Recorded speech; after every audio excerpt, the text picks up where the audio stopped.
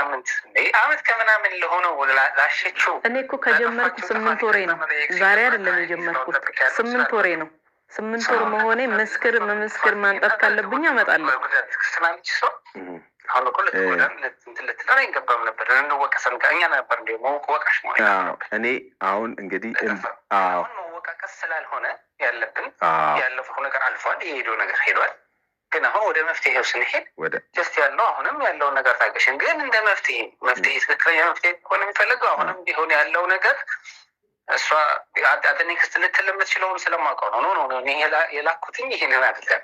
ምንም እንድትለኝ አልፈልግም። አሁንም ቢሆን ምንም እንግዲህ ይኸውላችሁ ባለፈው ስለኔ ጉዳይ መሐመድ ስልኩን ወርቁን የያዘው ብሎ ያቀረበው ሰውዬ አማርኛ ብዙ አይችልም ብሎ ነበር።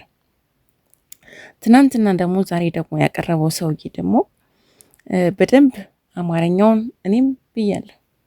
ገባችሁ? እንዴት እሱ አይደለም። ምክንያቱም ድምፁን ባለፈው ስንሰማው እንደዚሁም ሀቢባቢ ሲያወራ ራሱ በጣም ተለምኖ ና ሲባል እንኳን ድምፅ እንኳን ምክንያቱም ፊትን አታሳይም ችግር የለውም ተብሎ በድምፅ ቅረብ እንኳን ሲባል በስንት መከራ አንዴ ስልኩን አያነሳም አንዴ እንዲህ ነው ሲል የነበረ ሰው ትናንትና ደግሞ ያወራው ሰውዬ እሱ አይደለም። በደንብ ነው አማርኛ ሲያወራ የነበረው።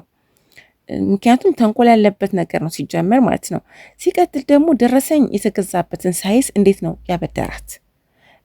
በአሁን ሰዓት አርቲፊሻል ሁሉ ወርቅ በሆነበት ሰዓት ላይ ይህ ሁሉ የልጅቷን ሀቅ ለማስቀረት የሚሰራው ተንኮል ሳሚ በጣም ተንኮለኛ ነክ። በጣም እንደውም እኔ የአይናለምን ትዕግስት በጣም ያደነኩት በጣም ምክንያቱም ይህ ሁሉ በደል አድርገህባት ጭራሽ ትዘባነናለህ። እያወራህ እንኳን የምታወሩት ወሬ ሌላ ነገር። ሌቦች ናችሁ በጣም ሲጀመር ሌቦች ናችሁ።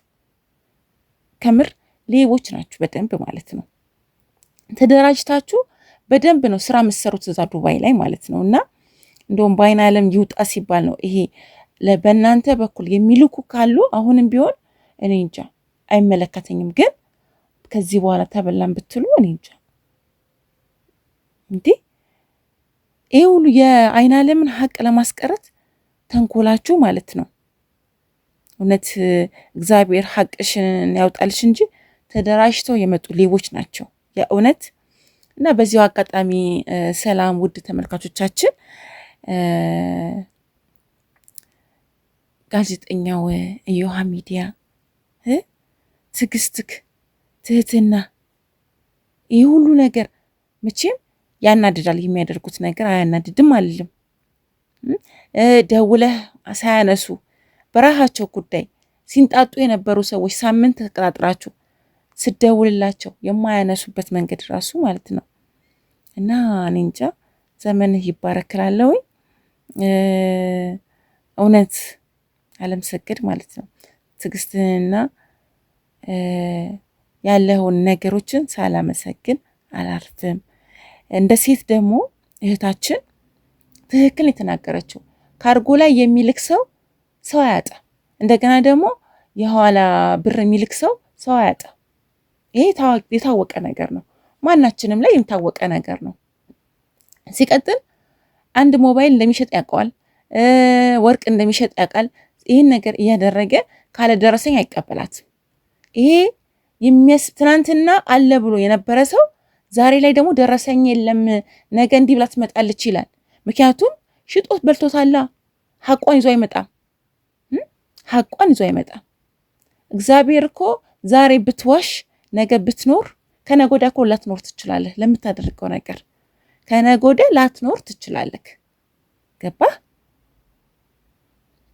አንተ ሲጀመር ማለት ነው ሳሚ የምትባለው ካርጎ ስትልክ ከፍላህ ነው የላከችው አይደል? ሙሉን ከፍላህ እስከ ላከች ድረስ በማይመለከት ነገር። እንደዛ ከሆነ ዱባይ ላይ የሚበሉት ብዙ ሴቶች አሉ። ብዙ ሴቶች በዚህ አጋጣሚ የሚበሉ አሉ። ታዲያ ለምን እንደዚሁ አልተተባበርክም? ለምን አልተተባበርም? ሌባን ሰው ማትተባበር ከሆነ ለምን ሌሎችን ሴቶችህን እንደዚሁ ሲበሉ ለምንድን ነው ማትተባበረው? ምክንያቱም አንተም ላኪ ነህ። ገባህ? አንተም ላኪ ነህ። እዚህ ውስጥ እጅ ስላለበት እንጂ ባይኖርበት ኖሮ የብሩ ንክኪ ባይኖርብህ ኖሮ ከካርጎ ጋር አይገናኝም ሲጀመር። ያ ብርና ይሄ ብር አይገናኝም ሲጀመር። እስከ ከፈለችና ወደ ሀገር ቤት እስከ ላከች ድረስ ስሟን አስቀየረ። ምን አይነት መብት ስላለህ ነው ስሟን አስቀይረ እንደዚህ የምታንገላታት? ሁላችንም እኮ የስደትን ዘይቤ እናውቀዋለን። ይሄ ምንም ማታለል የምትችልበት መንገድ የለም። ገባህ? ልክ እንደ ትናንትና በረራ መቼ እንደሆነ ጠይቀሃቸው እኮ ኢትዮጵያ ይዘውልህ ይገባሉ። ልክ ብለሃለች እኮ የአይን ዓለምን ካርጎ መያዝ ቀላል እንደሆነ የነዛንም ካርጎ ይዘ ንብረታቸውን ታሰጣለህ። ቀላል ነው። ማንም አይነካህም። ስታስመስል ነው። እንደገና ደግሞ አይደለም ዱባይ የንግድ ማዕከል ነች አይደል? የሚመላለሱ አሉ። ላፕቶፓቸውን ይዘንላቸው የምንመጣ ሰዎች አለን። ሰርተን እናውቃለን እኮ። ሞባይላቸውን ይዘንላቸው የምንመጣ ሰዎች አለን አይደል እንዴ? ስለዚህ ከፍለክ የተወሰነ ነገር ከፍለክ መላክ ትችላለህ። ገባክ? ገንዘብ 470 ሺህ ብር አይደል እንዴ ገንዘባችሁ? ምን ነው አላንገበገባችሁም ታዲያ? ምን ነው አልቸኮላችሁም ታዲያ አሁን ላይ? ምን ነው? ስለዚህ አንተ የወረክ ሰው ነክ ሲጀመር በሰው ጣልቃ ገብተህ ነው ማውራት የምትፈልገው። መሐመድ አንድ ቃል እንኳን ሲያወራ አልሰማንም። አንተ ነህ የወራህ የምትፈተፍተው። እያንዳንዱ ህግ ደግሞ ወደ ሀገር ቤት ስትገባ ልትታሰር ይገባል። ምክንያቱም ፊትን አይቶታል። አንተ ስትታሰር እነዛን ኮልኮሌችን ሁሉ ሰብስበ እንደምታመጣ ህግ ይሄን ጉዳይ ላይ ይገባል። እቺ ሴት ተንጋላታለች። ገብታችኋል? እቺ ሴት ተንጋላታለች። ህግ ሊያዩ ይገባል። እንዳንተ አይነት ጨካኝ ሰው በዚህ ዘመን አላየሁም። በማጭበርበር እንዲህ እውነት አይን ዓለም ትዕግስተኛ ናት። ጌታ ትዕግስተኛ ናት። እውነት ብቻ የሰው ንብረት ላይ እንደዚህ አትኩረክ።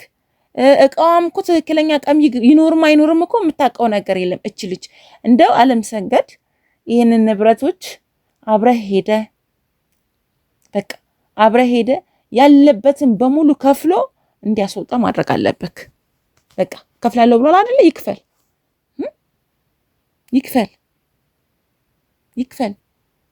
ምክንያቱም ስህተቱ እሱ ጋር ነው። ከፍለዋለች። ሳሚ አይመለከትም። ሳሚ የሚል ካርጎ ላይ እንጂ ገንዘቡ ላይ አልነበረም። ገብቷል? በማይመለከት ነገር ገብተህ ማነህ አንተ? እንደው እሷ ጥፋተኛ ነች እንጂ ተመልሼ እዛ ሀገር ላይ በሀገሩ መንግስት ነበር ማሐስርክ ነኝ አለቀህም ነበር። በሀገሩ መንግስት እንዳሰራ አድርጌ አስጄ ነበር በፖሊስ ማስወጣክ። እንደዚህ ነበር ማድረግ። እንደው እኔ እናንተ አንላቀቃትም። ትዕግስቷን አደነኩት። እሷን በቃ ያደረካት ነገር በሙሉ ከባድ ነገር ነው። ምን ነው ግፍህ በዛ። በጣም ስልክ አያነሳልኝም ትልና መልሰ ሌላ ሰውን ይዘህ ትመጣለህ። ድምፁ እኮ የራሱ ድምፅ አይደለም። መሐመድ ያወራው ትናንትና መሐመድ አይደለም እኮ ሲጀመር። እውነት አስተውላችሁ ከሆነ አገናዝባችሁት ከሆነ መሐመድ አይደለም ያወራው፣ ሌላ ሰው እንዴ። አንድ ሴት ሲያመጣ ነበር ሀቢባ ቤት። ለምንድን ነው ማያወራው? ራሱ ባለቤቱ ገንዘቤ ነው ያለው ሰው ለምንድን ነው ማያወራው ሲባል እንደገና እቃዬም አይደለም ትላለች ነገር ይመጣ ይላል። ይሄ ምላሱን ነበር እንደዚህ መቁረጥ። ምን አይነት ሴትና ምን አይነት አስቀያሚ ሰው እንደሆነ እኔ በሷ ተናደድኩኝ። ምክንያቱም ሳይክ እንዴት አድርጋ የአረብ ሀገር ሴት የአረብ ሀገር ቅመም እንዴት አድርጋ እንደምታመጣው ገንዘቡን ሳስበው ቀላል አያናድድም። አንተማ እየዘረፍክ ከሴቶችም እየበላ የምትኖር ሰው ነክ። ምን ስለምንስ ምን ታውቃለክ? ስለዚህ እኔ የምላችሁ የጀማዎች የሳሚን ካርጎ ብትልኩ እንደው አድማ ማድረግ አለባችሁ። እውነት አድማ ልታደርጉ ይገባል። እንደገና ደግሞ ሲቀጥል ወርቋ ስትረከብ ግዴታ ማስመርመር እንዳለባት መዘንጋት የለባትም።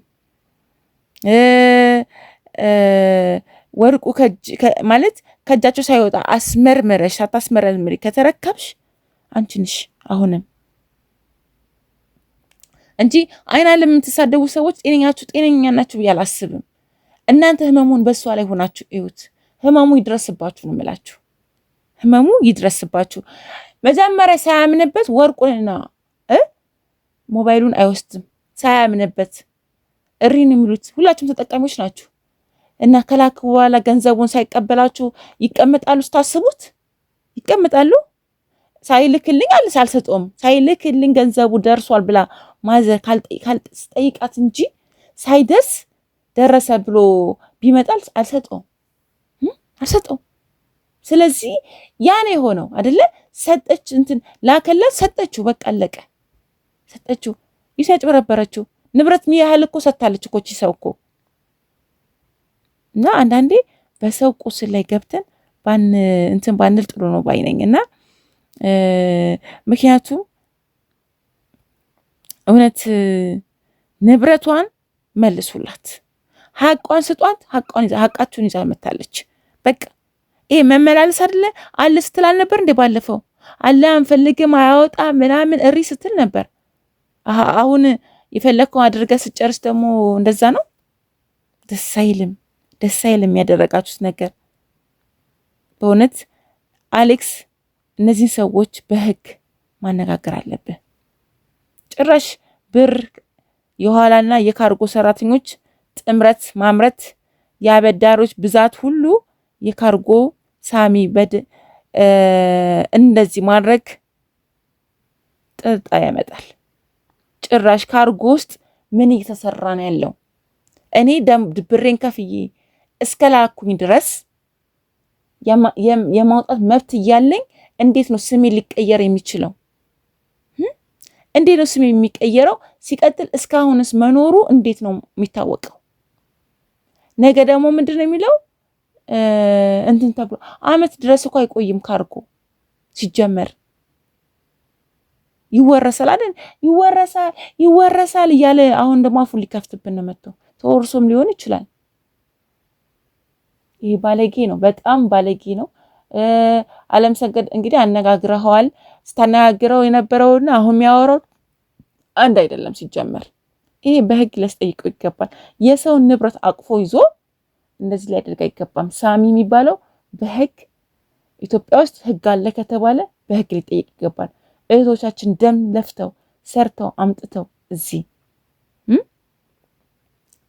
ስንት መከራቸውን አይተው ካርጎ ልከው፣ ለዚያውም በእኛ ሀገር ሰው የእኛ ሀገር ሰው ካርጎ ሌባ ነው ሲጀመር። እኔ አላደርገውም፣ ሌባ ነው። በህንዶች ላኩ። ህንዶች ሳትመጡ ሰዎቹ የሚተባበሯችሁ ከሆነ ሰዎቹ እንዲያውቁላችሁ አድርጉ። ምክንያቱም ጥሩ ሰዎች ከሆኑ በሰዎቹ አገናኙ። በቃ እንዲረዳችሁ ለማድረግ ሞክሩ። ይሄን ልላችሁ የምችለው ሌባ ነው። ምንጊዜም የኛ ሰው ሌባ ነው። ከዚህ በላይ የለም ሌብነት፣ እንደ ሳሚ አይነት ማለት ነው።